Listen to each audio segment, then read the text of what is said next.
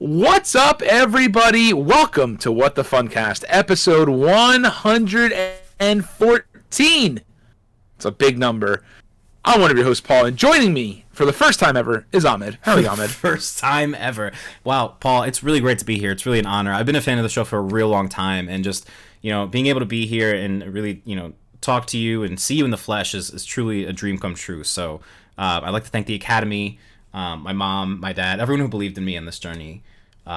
Really, thank you, everybody. So it's 2021, which means you get unlimited time to give your Academy Award speech now, apparently. So they did that because they didn't have any of the music in the show because there's no room on the stage to do music. So without any of the concerts, they're like, we have all the time in the world. We don't have to play anybody off. And I figured they also probably had they realized that people probably had a lot to say about everything in general. So they're like, you know what? If we play someone off, we'll just get canceled. So what if we didn't play anybody off? That kind of thing. True. That's my hypothesis. All right, but before we get into that, what have you been up to this week?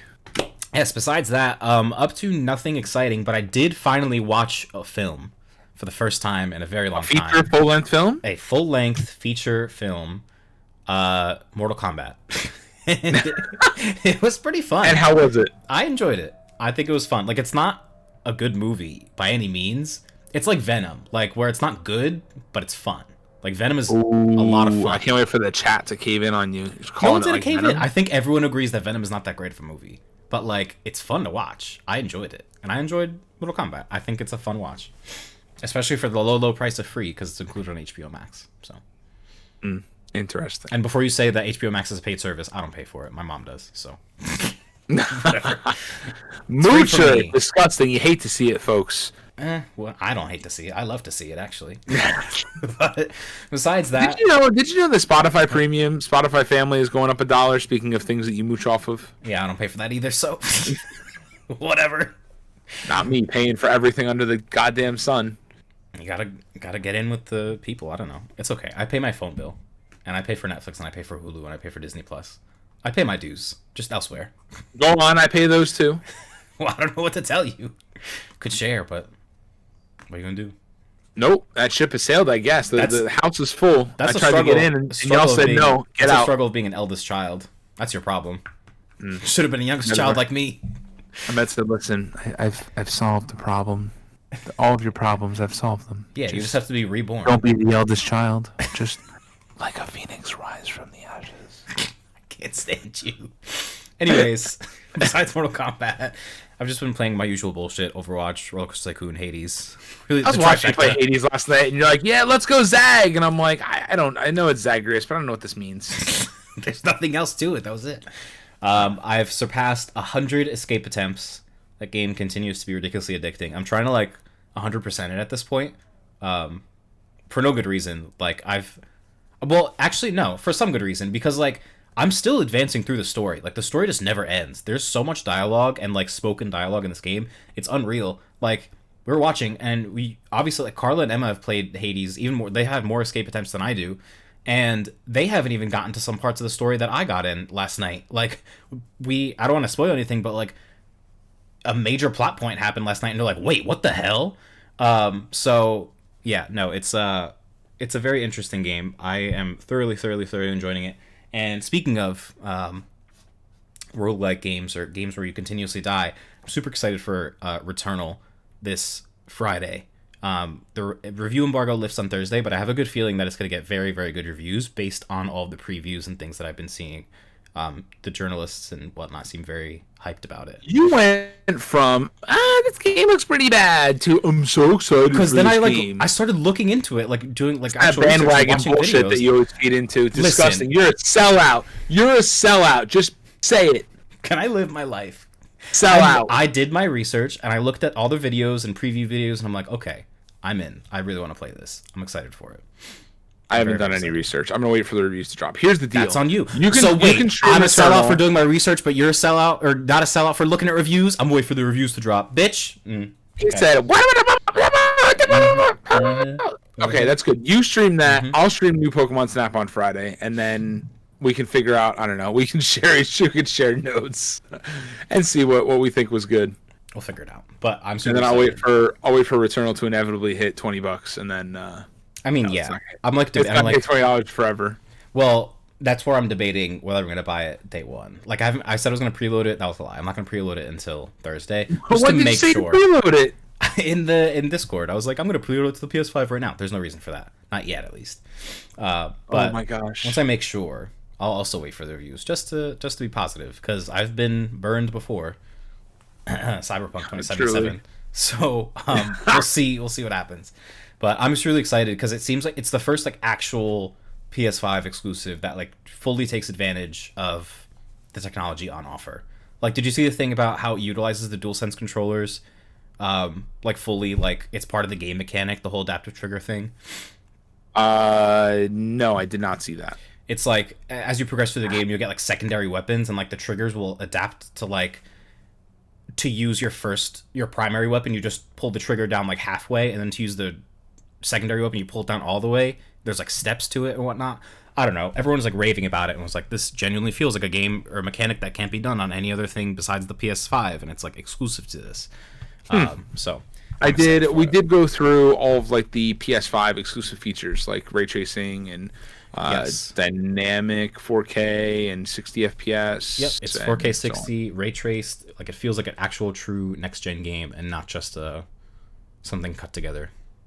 Yeah, the adaptive triggers are probably my favorite feature about the PS5. Yes, so that's super exciting. Super excited to get into that. But yeah, I know I derailed us, but we also beat a video game. Imagine that you watched the feature film this week, and we beat a video game together. That's like expert mode. Yeah, that's like it's like a 15-hour game too. It's not like some little mini game. Like it's a right. We did that, and we did that. And we couldn't have done it if it was not an excellent game, honestly, because that's what really the issue is. Has to keep our attention. But yeah, we beat It Takes Two. Super that was a lot of fun. It was a game that we were legitimately like pushing each other, like, okay, hey, when do you want to play? Like, hey, when do you want to play? Like, I want to continue this game. We should play. Yes. Whereas A Way Out was just not good, so that's why I was like, I quit. I don't want. I enjoyed what we played of it, and I kept on waiting for us to continue it, and we never did. I think we should still finish it. He sat there like the puppy in the window waiting. We're literally halfway through it. We have like maybe like one more session to go. I don't think it was that long of a game overall. We should finish that one day. Maybe. We'll see. We should also play Surgeon Simulator 2 more, but that's we should definitely play. We talked about this last time. We should definitely play Surgeon Simulator 2 before we play A Way Out. Sure, whatever. As long as we play them both at some point, then I'm satisfied. Yeah. No. Okay. That's fine. And that's all. Yeah, that's all you played, right? Yeah, that's it for me. What have you been doing with your time besides working and sleeping and working? And eating, perhaps, on occasion. On occasion. So, we talked about It Takes Two. In case y'all missed it for some reason, Falcon and Winter Soldier has ended. That's it. The last episode has come and gone. Finito. It's over. We did a spoiler cast on Sunday, recorded live, and recorded it for y'all and posted it up on your normal places where you'd find the podcast. So, Spotify, YouTube, Podbean, well, the website, I should say. Yeah. All that good Apple, stuff. Anyway, Google, Pandora, Apple, Google, Amazon. Yeah. We're on everything now. I think the only thing we're not on is like iHeartRadio, because I just didn't want to apply for that, because who the hell uses iHeartRadio? Like there was like a whole application process separately for it. I'm like, absolutely not. We're good. So we went to Jingle Ball 2019, right before the pandemic started, and 2019. And they were like, "Hey, did y'all know?" Because like, it's literally sponsored by iHeartRadio. Did you know iHeartRadio has podcasts now? And they'd be like, "Yeah, like I love iHeartRadio." And they had like all these like little advertisements in the middle of the concert or whatever. Yeah, I don't know who the hell is using iHeartRadio. I couldn't name a single solitary person in my entire life that uses iHeartRadio. Not a one. I can think of one person. I don't know if she listens to the show. Vicky, if you're out there, I know you listen to iHeartRadio. So she uses iHeartRadio to listen to Z100. Z100 specifically. Oh my god. Imagine, yeah, not podcast specifically. Imagine listening to Z100 when Spotify's like top 100 playlist is right there. Like, what is the difference? I know. Why would you do that to yourself? It's the talk show. It's the talk show in the morning. Oh, like Elvis Duran. Elvis Duran. I was gonna say Elvis Presley. I'm like, that's not the name. Elvis Presley? that's the rock star. Never mind. Elvis Duran, yeah. So I used to listen to him all the time when I had like longer commutes and drove around that time. I used to listen all the time. And it's really entertaining, but where is he today? I don't know. Maybe he's probably still doing the show, still at Z100, if we're being honest. Yeah, it really is. All right, moving things along. Back to what I was doing. So I did it, y'all. I played it. I played MLB The Show 21. I know you're all waiting for this to happen, and it went just exactly how you expected. I booted it up, and I said to myself, okay, what do? I learned how to throw the ball to the different bases and whatever, and I learned how to hit the ball as the batter, and then I turned it off. I don't know. It's like... It's fun. I was talking about Slugfest. I forget who. I think it may have been Amber that mentioned it. Yes. Slugfest for the old Xbox, the OG Xbox. Fantastic game to the tune of like NFL Blitz. But yeah, it was a lot of fun. This is more like regimented. Like, oh yeah, we got a person on the base. Got to throw the pitch and got to be the curveball or the whatever. The dip. It's less arcadey. It's more realistic. Yeah. I don't have time for realism. It sounds like the difference between Forza Horizon and Forza Motorsport. And Motorsport is like, you have to stop and get gas. I'm like, I don't want to do that. I'm playing a video game. Like, what the hell? I live through enough realism. I don't need more in my video games. Exactly. It's like, I'm stopping to change the tire pressure? Are you kidding me? Let me just drive off a bridge. No, there will be none of that. So speaking of realism in video games, what I also played is I pulled out my old PlayStation 2 and I played Dance Dance Revolution Max 1 for about 2 seconds because my dance pad is broken. So also, I think it was just it was a travesty. Those games haven't aged well, I don't think. Like the home ones. I think the arcade cabinets are fine. But because those have been updated or whatever. But yeah, very sad. So I still haven't bought a new pad. I don't think I'm going to buy a new pad. It's just going to die into the distance, and I should probably just throw those two pads away. Yeah, I know. So I mean, it's one thing if it's $20, but like the $20 ones apparently are garbage out of the box. So I don't really want to buy a garbage pad. I should really just throw away the 2X, the Mad Catz ones, because obviously they're no good. Yeah. And there's no point in keeping them. So they'll probably see the garbage can soon, to the tune of Toy Story 3. And, to the tune of Toy Story 3? Oh, I know what else we did. That's what I was thinking of. So, then I also played some Beat Saber, and then that's about it. So, anyway, what we watched was, Lauren and I had this debate on whether or not Bo Peep was in Toy Story 2 or Toy Story 3. Do you know the answer to that question? She was in 3. She wasn't in 2, right? Is that the way you're paused? Is she in 2 and not in 3? Wait. Do you know the answer? I thought you guys watched this to confirm and you knew the answer. Ahmed, we went through 4 movies to figure it out. I was so confused. Don't know. Hold on. So she was not 2 is Mason. She was not in 2. Yeah, 2 is not like 2. Jessie. I don't even know for sure if she's in 3, but I feel like she might have. No, so she's not in 3 because when Woody, spoiler, if you haven't seen Toy Story 3, shame on you, and you deserve to be spoiled. Go watch the damn movie and turn us off. Fantastic movie. I think that is easily one of my top 5 favorite movies of all time. But anyway, I just love that movie. So when Woody is talking about, and this is how you can tell it's a light news week, even though Ahmed thinks it's a packed news week. I feel like there's a lot to talk about, but it's fine. It'll be quick.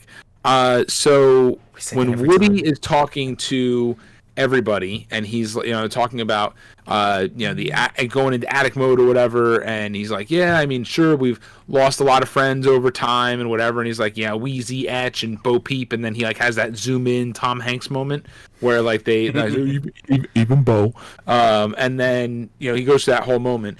Toy Story 4, the opening scene digs into where Bo goes. Yes, yeah. Now I'm remembering that she didn't make it past the first movie. She was only in the first movie. Right. Are you sure that she wasn't in the second one at all? Like, not even as like a garage sale thing? No. Anyways, why am I second guessing myself? I am like, your question was worded as a trick question because you said, was she in Toy Story 2 or Toy Story 3? As if she was in one of them, and I'm like, I don't know. If I had to guess, I'd guess in 3. But now that I'm remembering the plot of 4, that wouldn't make sense. I am so mad. I can't. Brain's empty. Call back later. Brain machine broke. Literally. So anyway, it is what it is. I'll figure it out later. Anyway, the moral of the story is, she is not in Toy Story 3. She is in Toy Story 4. I don't think she's in Toy Story 2. She's obviously in Toy Story 1. And is this what led you guys to watch all 4 movies? Is that what you guys did? Yeah, no, we didn't. We kind of just skimmed through them and then turned them off. we meant to watch them, and we were going to watch them, and then we ended up not watching them. So that's all. That's fair. Thanks for coming to my TED Talk. They're long movies, ish. Yeah, Like that's 90 minutes. all. That's all we did. That's all I did. Falcon and the Winter Soldier, like I said, but go watch the spoiler cast. Yes, yes, yes. That's All right. it. Shall we jump then into the hot news entertainment? The Hotress Topics, yes. Let's go for it. What? Hotress Topics? Yep. Let's do this. Correct. So the Oscars happened this past Sunday. I wasn't gonna watch them because I realized that the only Oscar-nominated films that I watched were Mulan, Soul, and Onward, the Disney ones. And I was like, you know what? Same. So my roommate had like a few friends over and had a little mini Oscars party. Obviously, everyone's. Oh, sorry, that is a notification from my computer that I need to silence, so that doesn't happen again. I didn't hear it. You didn't hear it, but the stream absolutely did. Off. They said, "Bring." It did. It was like doo-doo-doo. Anyways, so the Oscars happened this past weekend, and everyone that was invited was vaccinated, obviously, so we're all good. But we watched the Oscars, and I ended up just joining and watching anyway. It was a very interesting Oscars this year. Obviously, it's the first one since 2020, but it's a little bit later. I guess it was like first one 14 months, so it wasn't that delayed. But they did all the musical numbers as part of the pre-show, because I guess like the stage that they had, which was in like some train station in LA somewhere. The Union Station in LA. Is that an outside of actual LA. functioning train station? And They just so, yeah. like stopped service for that day. Interesting. I don't know why they decided to do that, because I'll double check. during one of the segments they had the Dolby Theater rented out for like the segment with Bryan Cranston, but like they didn't decide to use it. I don't know, like they're both big spaces. I feel like they both could have been socially distant, but whatever. They decided to do it in a train station. The stage was too small, so they did all the musical performances as a part of the pre-show, thus leaving the award show to be literally just award after award after award, with very few segments in between, besides like commercials and like a light segment where Glenn Close like twerked on camera. But besides that, it was kind of interesting because they also changed the order of the awards. So obviously, Chadwick Boseman was nominated for Best Actor for his performance in Ma Rainey's Black Bottom, and obviously he's passed, so it would be a posthumous award. And everyone kind of expected that it was a shoo-in, that they were going to give it to him, and they restructured the entire show around that being the outcome, because usually, historically, every single Oscars in past years has left Best Picture to be the last award. This year, they did Best Picture and then Best Actress and then Best Actor last. So the assumption in the build-up was that Best Actor last was like Chadwick was going to win, and then they're going to have a whole thing about it. And then he didn't even end up winning. They gave it to Anthony Hopkins for his performance in The Father. Yeah. But like, I'm sure it's a well-deserved award.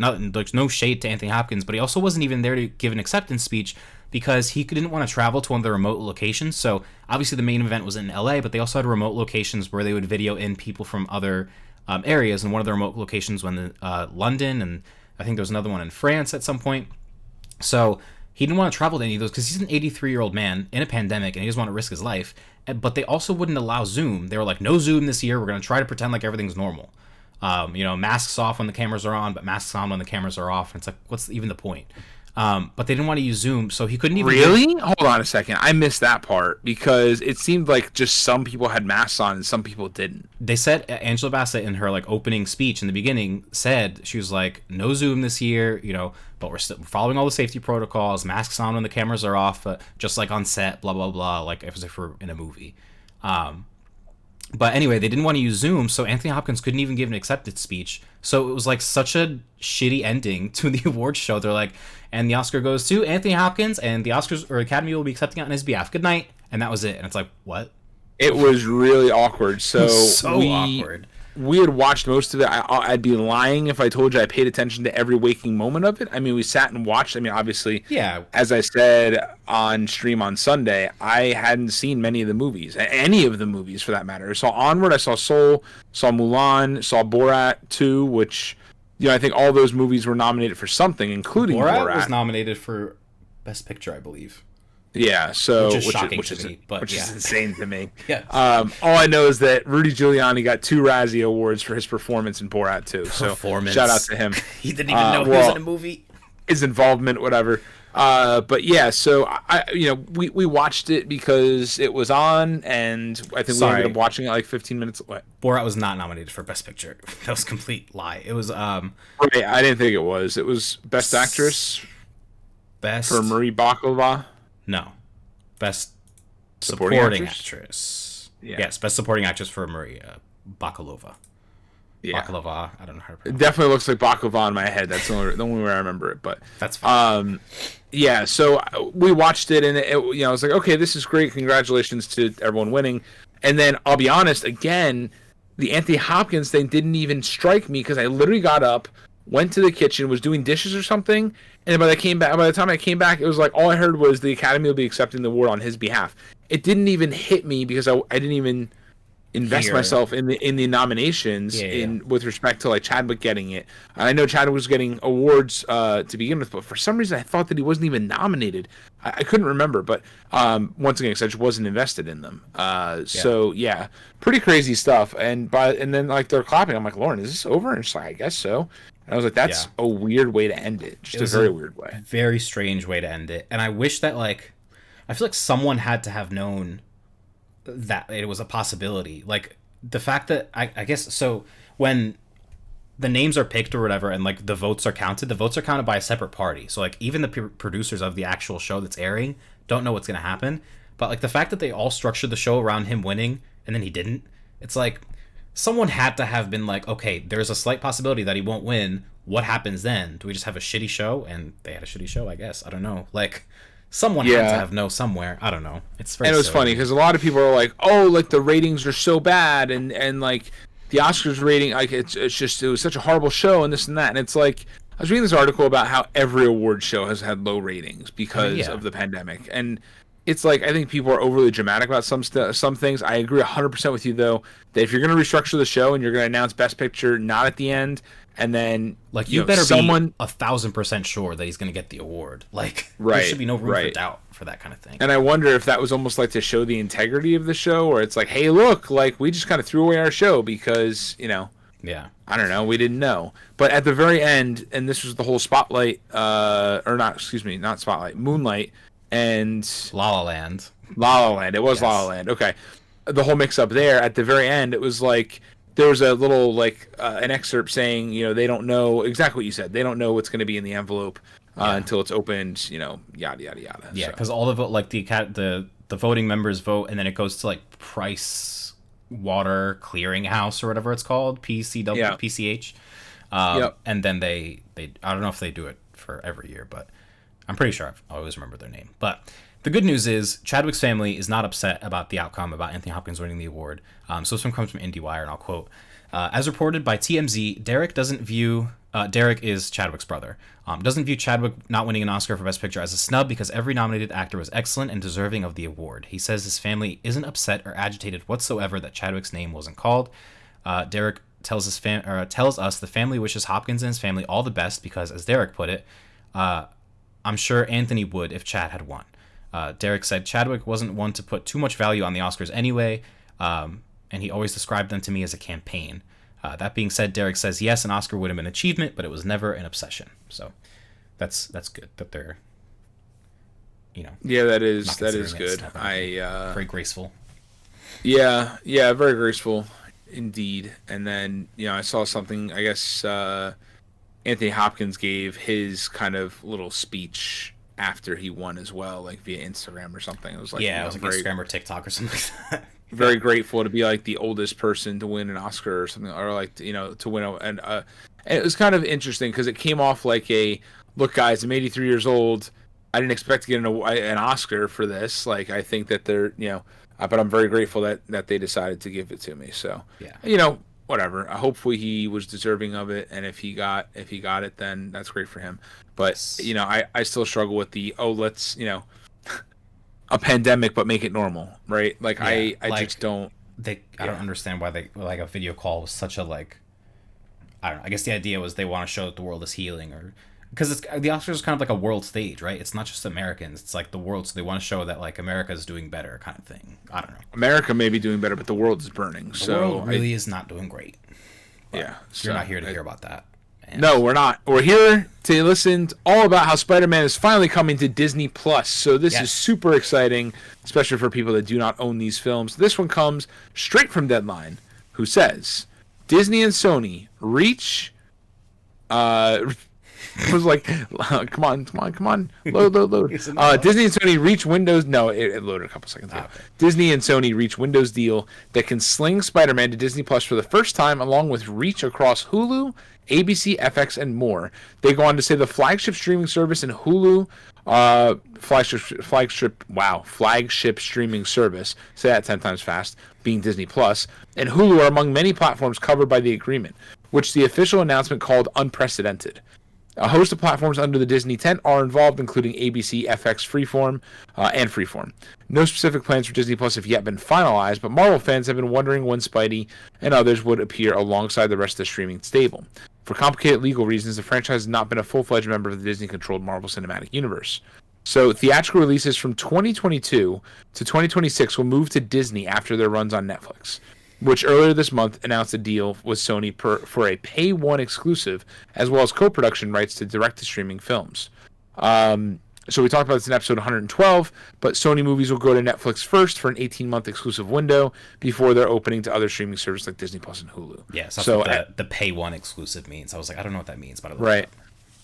Yeah, so at least this opens the door, so we will soon have the entirety, well, except for the Incredible Hulk, the entirety of the Marvel Cinematic Universe minus the Incredible Hulk on Disney Plus. Yes, which is good. Which is a bad movie anyway. So yeah, you don't need that movie. Also, I just realized we never talked about like who actually won the Oscars. Yeah, the Oscars thing we just talked about. Nomadland won Best Picture. Yes, Nomadland won Best Picture and Best Director. Director. Tell me no. I know one thing, and that was it. Tell me no. I was making sure. Yeah. Wait, did it? Frances McDormand won Best Actress also for that. And Another Round won Best International Film, which I recently learned Mess Mikkelsen is how you pronounce it, not Mads. I always thought it was Mads. But anyway. And then a movie secondary name, that would be it, Mess. Stop. And then a movie called My Octopus Teacher won for Best Documentary Feature, which is, I thought it was a metaphor about like a teacher that does a lot of things, but it's literally about an octopus that like teaches this man things. So that seems interesting. If you ever want to watch a movie about an octopus, like a literal octopus. I saw that come in, or I saw that come up and win, and I was like, okay, that's interesting. Cool. And obviously Soul won for Best Animated Feature, which I think was the kind of a shoo-in.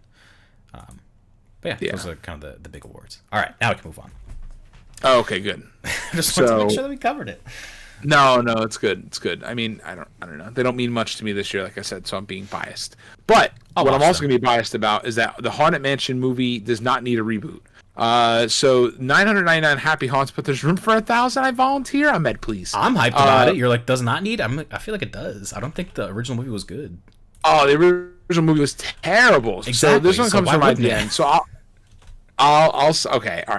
err on the side of caution and hope that it's good. So this one comes from IGN, who says the Haunted Mansion has found its 1,000th happy haunt in Dear White People director Justin Simeon. Do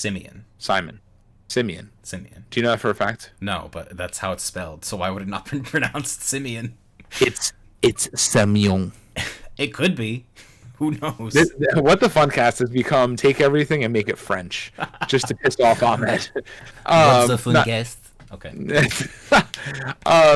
Justin Simeon, according to Ahmed, who has been tapped to direct a new movie based on the classic Disney ride. It was reported last year that a new Haunted Mansion movie was in the works with Katie Dippold, who was one of the writers on 2016's Ghostbusters remake, and the movie is closer to coming to life now that it's found its director in Simeon. This news comes by the way of Deadline, which reports that Disney is in negotiation with Simeon to direct the film. So, yeah, hopefully Eddie Murphy is not cast as the lead, and then we should be good. Not.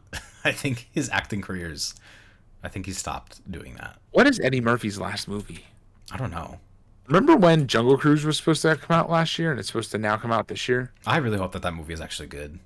I really am excited for that movie. I'm excited for it, but like cautiously excited. But I'm hoping it's like along the same caliber of like Jumanji, which was surprisingly good. So hopefully this will be also surprisingly good. You know what's really funny? We're sitting here talking mess about Eddie Murphy. Wasn't there a Coming to America sequel that just came out that he was in? I have no idea. I'm pretty sure there was. Hold on. Oh shit, it is. Oh yeah, Carly even said it in the chat. Yeah, so Coming to America, and he's in it. Yeah. Oh, literally, That's they released wild. like this year. What? Anyways, They're making a Beverly Hills Cop 4? I thought he was done acting, but apparently I'm wrong. I retract my No, statement. you're absolutely. We're both wrong. He's in Triplets. But he Hell is hasn't this? acted in a while. I feel like the last big thing that he did was like the Shrek movies, and then he like took a break for a while. Hold on. Stop. Okay, I'm not incorrect about him like taking a break. It was Shrek Forever After in 2010, and then there was a movie called Tower Heist in 2011, A Thousand Words in 2012, Mr. Church in 2016, Dolomite Is My Name in 2019. Okay, that one wasn't Dolomite like nominated for Okay, awards? hold on. Time out. You missed 3 very important ones. 2010, after Shrek Forever After, DreamWorks Shrek Swamp Stories, Donkey's Christmas Shrektacular, and Shrek's Yule Log. Enough. Okay, sorry. Dolomite Is My Name is actually a fairly big one. This one was... I remember this being well received. It's a Netflix original. I haven't seen it. Okay, I don't know. Whatever. He made 3 movies in the span of a decade. You know who he won't be playing, though? He will not be playing Zeus in Thor Love and Thunder. I'm shook by this. Okay, so guess who's playing Zeus in Thor Love and Thunder? It's Russell Crowe, who kind of spoiled it. I don't think that this was supposed to be announced, but minor spoilers, I guess, after the fact, after we already spoiled it. This one comes from IGN. After weeks of speculation following the announcement that Russell Crowe is joining the cast of Thor Love and Thunder, we now know who the actor is playing in the sequel, Zeus. This one comes by way of comicbook.com, which reports that Crowe said he was Zeus in the film during an interview on Joy Breakfast with the Murphys. An earlier report of Crowe's casting stated that his role was intended to be a fun cameo kept secret by Marvel Studios until the film's release in theaters. Anyways, Crowe was spotted with the rest of the film's cast in Australia, however, and the secret got out.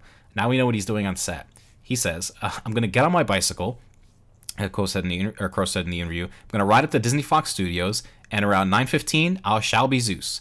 The actor then said that he was at Disney Fox Studios for Thor, presumably referring to Thor: Love and Thunder, and that his last day at the studio, and that it was his last day at the studio Zeusing about.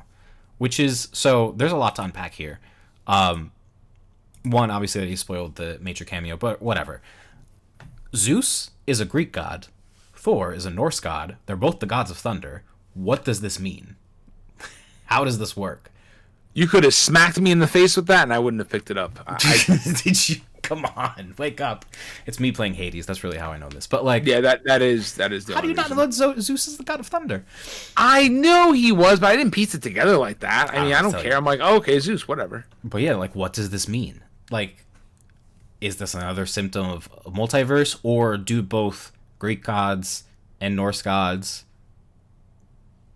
like, are they one and the same, or do they exist in the same universe? There's a lot they went here. School together, played on the playground together. Went to school together. Zeus apparently was also in the Marvel comics at some point, so this isn't like a totally far-fetched idea. But yeah, I don't know. Very, very interesting stuff. So we'll see what happens with that. But like, it's funny because they never mentioned like Zeus or any alternate gods in these movies, so who knows? Let the rumor mill start flying. Yeah. You have no comment. I literally have nothing. Like, I saw this and I'm like, oh, okay, that's cool. And then you're sitting here like, the god of thunder in the Greek mythology and the god of thunder in Norse mythology. That's common knowledge. And I'm like, oh wow, okay, that sounds great. I mean, Zeus. Okay, hey, Russell Crowe, what's good? You know, and you're, the lore. I'm excited.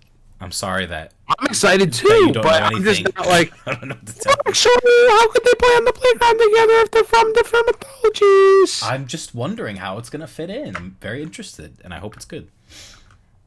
Okay. Thanks. Yeah, I'm sure it will be good. I'm super excited for this movie. I was talking to one of my coworkers who's going through all the Marvel movies, and the next one on her list at this point is Thor Ragnarok, right? And I was like, oh man, you are in for such a treat. That movie is so good, and I'm super excited for her. And it's just, I just think back to that show or that movie, and it was just so good, so good. And wait, is Taika directing Love and Thunder? I think he is, right? I'm pretty sure he is. Love and Thunder. While you look that up, Yes. I'll take the next one here. So from VideoGameChronicles.com, Sony confirms that it's testing PlayStation Plus Video Pass in Poland. So this is a weird one. We talked a little bit about this, I think, at one point or another. The quote comes from Video Game Chronicles, like I mentioned. The service, which was leaked via PlayStation.com yesterday, allows PlayStation 4 and PlayStation 5 users in Poland to access over 20 movies and television shows from Sony Pictures as part of PlayStation Plus subscriptions, with more content being added every 3 months. The test will run for a year in Poland. SIE's Global Services VP Nick McGuire told Spider's Web. The exec said the company decided to hold the test in Poland based on specific data, and that Sony would monitor the popularity of the service before deciding on a full launch. So this is interesting. The 3 movies that are shown on the PlayStation Plus Video Pass are Venom, Zombieland Double Tap, which I totally forgot existed, and then Vin Diesel in Bloodshot. So I don't know. Interesting, I guess. But it seems Very like Sony's doing a whole lot of things. They're like, we have all these movies. We got to push them out somewhere. Here's Netflix, here's Disney Plus, Hulu, and here's PlayStation Plus. Like, they're really going all out. Someone was, you know what happened. Someone's sitting in a meeting room and they're like, how can we bring in new lines of business? Something like, should we make Sony Plus? And they're like, no, enough streaming Please. services. No, you have PlayStation Plus. Can't have Sony Plus. Like, there's too many things that are being distributed everywhere. Like, there's already so many streaming services. Just latch onto one of them. And now they're latching onto 3 of them, apparently. So Literally. I'm happy for them, I guess. I'm just glad that there's no more other subscriptions they have to buy at this point in time. Yes. Next one is all you. All right, so this one was kind of news to me. Apparently other people knew this, but I didn't. So we're getting a John Wick prequel focused on the Continental. So this one comes from IGN. New details have been revealed about the Continental, the John Wick spin-off series that takes place 40 years before the original films, including that Keanu Reeves will not be making an appearance, but he will be producing. Lionsgate Television chairman Kevin Beggs told Deadline that the new prequel series will focus on a younger version of Ian McShane's Winston. It will be set in 1970s New York City. What we're exploring in the Continental is the young Winston and how it came to be that he and his team of Confederates found their way into this hotel, which we have met for the first time in the found their way into this hotel, which we have met for the first time in the movie franchise 40 years later. Okay, that's a weirdly worded sentence. Anyways, McShane had previously confirmed that he won't be appearing in the Continental, but that he may return for some voiceover work. So this is pretty exciting. But I'm also unsure of... I feel like the John Wick series is so tied to who Keanu Reeves is. And obviously this won't be called like John Wick the Continental. It's just the Continental. It's a complete kind of spin-off.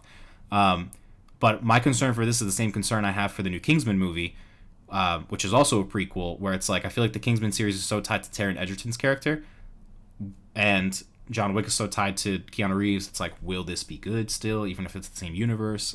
I don't know. I feel like John Wick is made for, or known for so much like action choreography and whatnot. Will this be the same caliber? Will this just be a different kind of movie? I don't know. We'll see.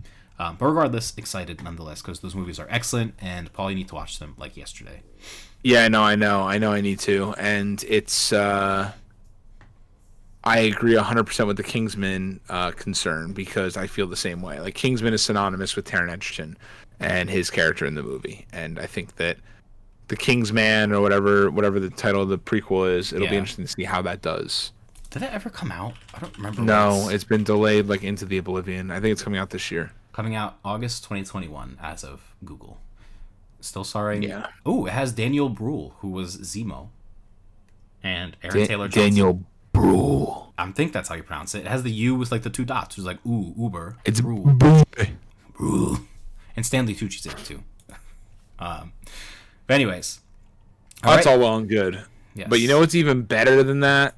I don't know. Let's move into the video game news, starting with all the general news you want to hear. Which is just one thing. Starting one general news. With new statistics from CD Projekt Red developer CD Projekt Red. Damn it. Cyberpunk 2077 developer, CD Projekt Red. Yeah, I was like, what? Yeah, I had it all mapped out in my head, and then my mouth was like, no, I don't think so. So this comes from Twitter, and interesting. We got some hot breaking news here that I accidentally clicked on a trending article here. A new MonsterVerse film is in the works with Adam Wingard in talks to direct. One possible title being floated internally is, I don't know if. Do you mean MonsterVerse is in Monsters Inc. or MonsterVerse is in like Universal Monsters? Like Godzilla, yeah. Oh, Godzilla Monsters. Okay. Rumor is that it's called, I don't know.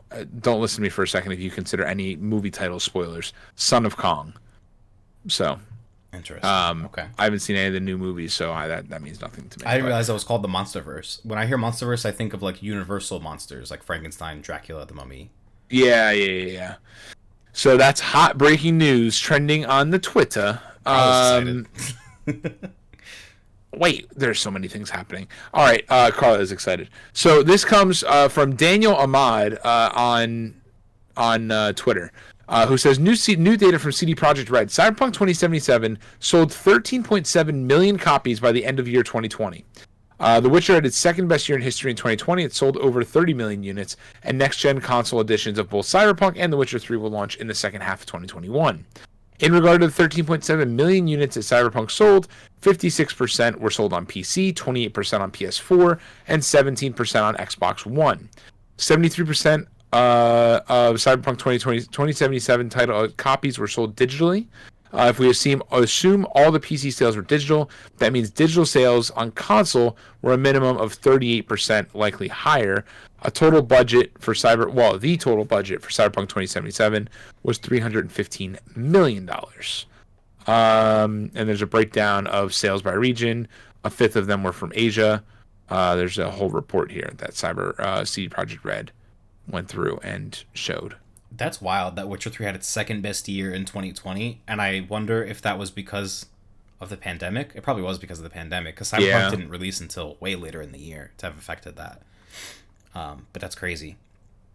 But it looks like the PS4 suspending its sales didn't really affect how many units of Cyberpunk 77 were sold, considering it's still. I saw that. I saw that first reply, which is crazy. I don't know. At least they did what was right for the customer, right? So, I mean, it was Sony's decision. CD Projekt Red had no say in that. Sony was like, no. Bye. Sony made the right decision for the consumer. Yeah, absolutely. Yes. Yeah, if it was up to CD Projekt Red, they probably would have released the game 6 months ago with, barely even working. So, which is a shame. And it's funny because they've released patches now, and it's still not back up on the PSN store. So, I don't know.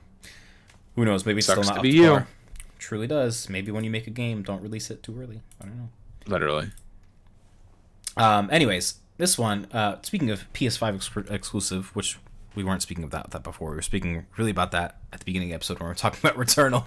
But anyways, PlayStation boss Jim Ryan claims that SIE has been quietly investing in PS5 exclusives and that this generation will have more exclusives than ever before, which is certainly good news because I love an exclusive. I love a reason to sit on my couch and play a video game and not feel, forced to buy it on PC and then be like, well, I don't have a good graphics card, yada, yada, yada.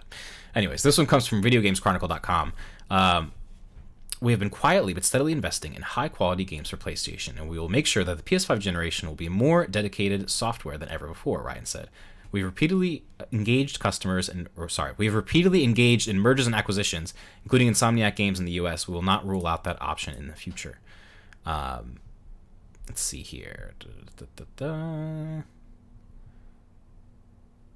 Yeah, I don't know. I guess. So I mean, you mentioned that there was other stuff here, but I don't see much. Yeah, no. In terms of like the upcoming exclusives that they have, right? So obviously, Returnal comes out on April 30th, which is this Friday, and that's Housemarque's new title. Insomniac's Ratchet & Clank Rift Apart comes out in June, right? Then Horizon Forbidden West is slated for late 2021. God of War Ragnarok was announced in a teaser last September for release for PS5 this year. We haven't heard anything more about that, though. So, and then in February, Gran Turismo 7 got delayed to 2022 due to COVID-related production challenges. And then there was that big rumor that we talked about where Naughty Dog is apparently... Stop it. Me reading stupid little frog.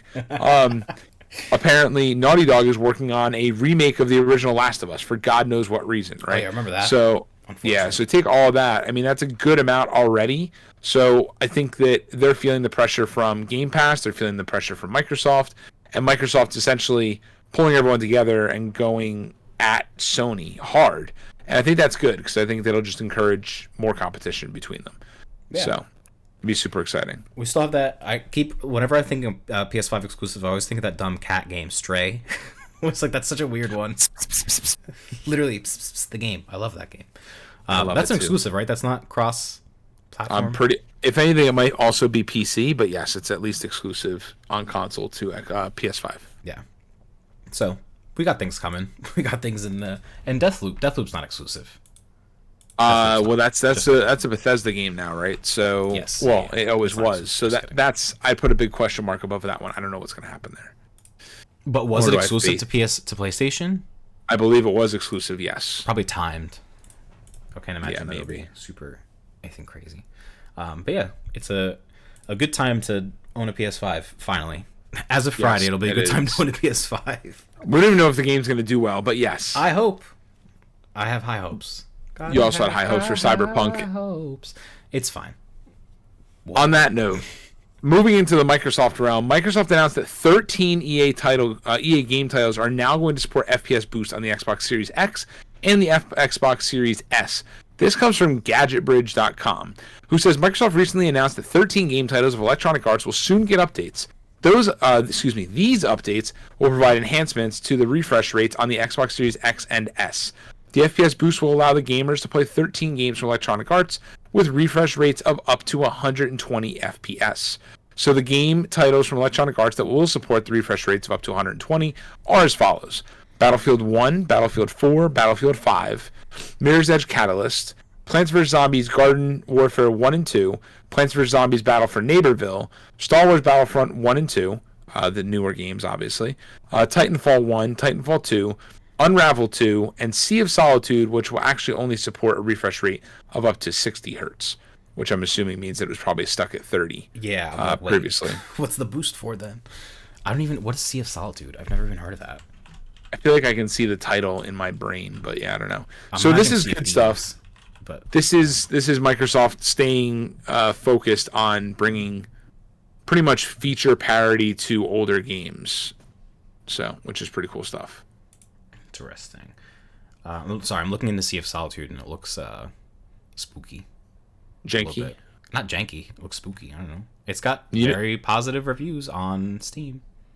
But you know what else is even jankier? Sorry, this is the best segue I could find. The Game Boy printer. So I'll take this one because I'm assuming you have no idea what this is. I know of it, but yeah, no. That's all you. The Game Boy printer, way back in 1905. No, not really.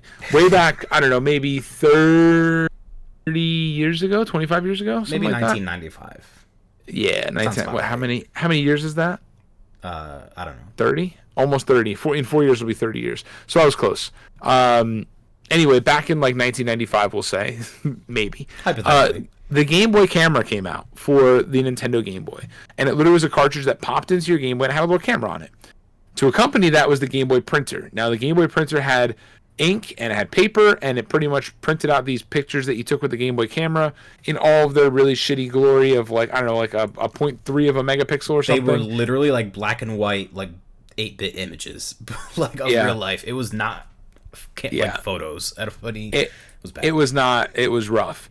You could print those out on essentially what looked like receipt paper, on this little printer. So anyway, the joke here is that the Game Boy printer coming back in 2021 is more likely than you think. So this one comes from IGN, who says that you can turn your Nintendo Switch screenshots into Polaroids now with a new Fujifilm printer. And in fact, it's not a new Fujifilm printer. It's actually an old Fujifilm printer that's being given some new life into it with the Nintendo Switch. So Nintendo and Fujifilm are teaming up to make a new miniature printer and smartphone app that will allow you to take snapshots in Nintendo games and print physical versions. Dubbed the Instax Link, Mini Link for Nintendo Switch smartphone printer. Is that not Insta-X? Oh, I always thought it was Instax. Oh, I always thought it was Insta-X because, like, what does Instax mean? I don't know. Maybe you're right. Maybe it's Instax. Go on. Sorry. The palm-sized device lets you take pictures, you shoot in games like Animal Crossing New Horizons, Super Mario Odyssey, and new Pokemon Snap, and print out Polaroid versions. You can also add Nintendo characters, filters, and 59 frames to your photos via the smartphone app. Fujifilm says the new Insta-X Mini Link will be released on April 30th, while the Pikachu edition bundle will be released in a limited quantity several weeks after release of the Mini Link Special Edition. The Mini Link itself will cost $100, but the Pikachu bundle is only a bit more at $120. The app itself is free to download and works with other Insta-X Mini Link printers. So, from what I gathered, this printer's been on the market at $100 for a while now, and you can print pictures from your smartphone and these little Polaroid-looking things. So Nintendo saw an opportunity with new Pokemon Snap coming out. We talked a little bit about the Blockbuster boots before, but you were able to take your memory card for your N64, pop it into the Blockbuster booth, and print out your Pokemon Snap pictures that you actually took in the game onto like little Pokemon Snap, little like Polaroid pictures. So they're pretty much feeding off that nostalgia again with this. Yeah. So this new version or whatever, this new Insta-X Mini Link is going to be released on Friday. The Pikachu edition, all that is, which is pretty funny that this is all it is literally just a silicone case that comes with it that's a Pikachu. Yeah. That you put on this little printer. It's literally the same exact thing, and you can use the existing one to already print out pictures. All that's going to happen is with the app that's coming out is you can add like Nintendo-themed frames to the photos. That's the only... Right. Yeah. Right. So... interesting. I'm sure it'll be something that goes for $1 bajillion in the aftermarket as they continue to sell out. So we'll see what happens. But I guess there's going to be the Pikachu edition will come out next month, and then obviously the Insta-X Mini Link Special Edition will be coming out this Friday. My question is, how much does the ink for this thing cost? Like, it's not even how much does the device cost, but how much does that ink cost? Because it is printing out, I mean, from these press photos, like really high quality pictures, and I can't imagine that the color ink that's like specifically designed for this tiny device is cheap. You know, it's funny you say that. I think the ink is on the picture itself. Is that possible? Oh, is it kind of like a Polaroid where it just like imprints the image on the thing and you don't have to buy ink? It's literally like a Polaroid. Yeah. Oh, okay. Never mind. Then I'm stupid. I thought it was like literally printing it. Well, okay. Now that I look at it, it does look like they're Polaroid pictures. I see now. Yeah. See with my eyes.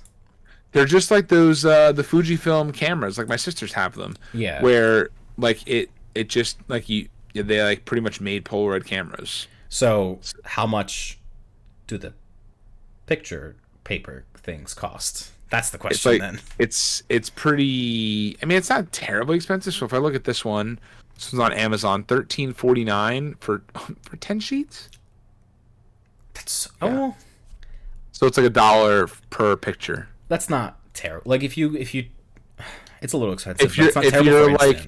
If you're conservative on what you're printing, that's not too bad. It's not too bad because it's like if I take my phone or whatever to CVS or Walgreens to get pictures printed, it's usually like isn't it like 50 cents a picture nowadays? Or yeah. Like that? So it's not too much more expensive to have them printed instantly. So okay. Remember though, they're like. I mean, yes, they're like babies. Big. They're but like, little teeny tiny guys. I can already see the images on like gaming Instagram and all the accounts that we follow on the Funcast Instagram of like people taking all their Pokemon and like hanging them on nice little string lights and putting them up in their bedroom. Like I can already see it, and everyone's like aesthetic. Like people are gonna lose their mind over this. I can absolutely. Oh my god.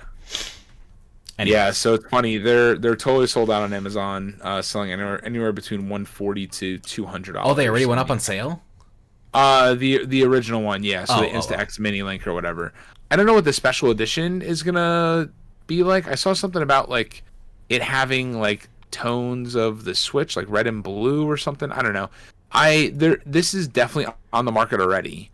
Mini special edition. Special edition. Edition special. Mini Link printer reveals. Mini Link Special Edition. Yeah, I have no idea. Now I have high hopes stuck in my head thanks to Carla. Thank you. Appreciate it. Even though I'm the one that started it, but she continued it. Gotta have high hopes for the gaming. I do not see it. I don't know. Oh, here we go. Instax mini link. Yeah, no, it's just the mini link. I think special edition is only the Pikachu. Yeah, I don't think that there's going to be any difference there. Yeah, no, I don't think so. But yeah, the app is free to download, so if you want to just grab any mini link you can find and download the app, then you're good to go. It'll work. It shall. All right, and our last news update is actually kind of a big one, or kind of a shocker, I guess. It might be a little too late for some. I think it's still a little too late for me personally, but I don't know. We'll see what happens. So, Super Mario Party is Mario Party is getting is getting its first update since its release nearly 2 years ago, which is absolutely insane. And this update is a pretty big one. It's adding online play. For the first time in the game's history, I don't think any previous Mario Party game has had online at all. And another random fun fact, this is the first one that's actually using the invite feature, like the native Switch built-in invite feature.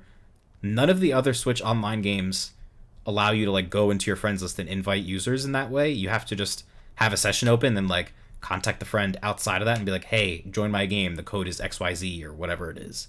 Or like, you know, search for the game now because my room is open. Whatever. This is the first one to actually use the invite feature. So there's a lot happening here, but why wasn't this done at the beginning of the pandemic? Like when this would have been so much more of like a whatever. Anyways, so this one comes from directly from Twitter's. Am I okay? Direct from Nintendo's Twitter account. Jesus Christ. And the tweet says, keep the party going. A free update to Super Mario Party adds online play to the board game mode, 70 minigames, and the 2v2 partner party mode. Available now. So, I don't know. This is just, like, it's good. It's not a bad thing by any means. It's just like, why wasn't this done earlier? Why was the game abandoned for 2 years after its release until just now? Like, I would have expected this to come out, like you said, at the start of the pandemic, and yes, like, it did not. So are they that busy? Like, did it take that long to implement this? What I saw is people online were saying like, well, maybe development for the new Mario Party, whatever that might look like, may have gotten delayed because of the pandemic, and maybe it got delayed out of the calendar year. So as like a, you know, maybe they knew it got delayed last year and they've been working on online play throughout the course of the year or whatever, right? And finally added it and didn't want to announce it because they didn't know how long it was going to take. So I don't know. It's disappointing, right? Because Super Mario Party is a game that I've played.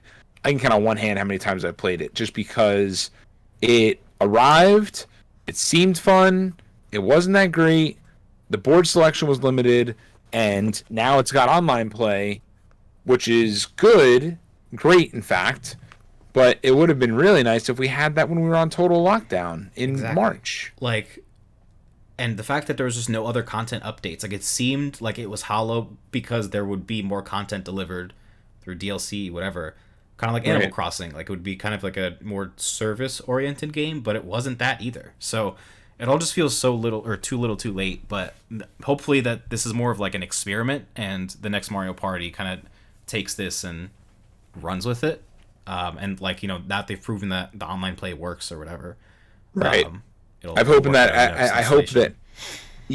at a minimum, right, they understand that it's possible now, and that not that it's possible. That sounds stupid. The groundwork is laid, right? They've laid the groundwork for the online, and hopefully they can just implement that elsewhere. Yes, but I don't even. Do I own Super Mario Party? Maybe we can play that. Yes, you do play. You do own Super Mario Party. How do you know that? I don't. Because I remember how excited you were for it, and then you bought it. Oh, it was already open. I zipped it closed. Stupid ass. How excited I was for it. When was I excited for this game? I don't think I owned it. Maybe I own it digitally. I think I own it digitally. I do remember seeing it on the home screen. You're right. You don't remember being excited because you're on that bandwagon hype as well. So I wasn't on bandwagon hype. I wasn't excited for this at all. I don't know. I remember playing it with you, but not my version. Like, I bought it late in the game. I don't remember buying it. Maybe you didn't buy it then. I think you bought it. You probably bought it when it was on sale. I think it went on sale for like a Mario Day or something like that. Yeah, and I definitely bought it on like $40. Sale, but I didn't own it previously. Where is it? Maybe I'm lying. Maybe I don't even own it at all. All right. No, I do. It's right here. And digitally, indeed. All right. Yes. Anyways, that is it for episode 114 of What the Funcast. Thank you all for watching if you watch live. Thank you for watching if you watch on YouTube, or if you're watching or listening on the podcast in your car or in your bed or at work or wherever you may find yourself to be. And Train, plane, boat. Train, plane, boat, car. But yes, this is episode 114. It's Paul and Ahmed signing off. See y'all next week. Peace. Peace.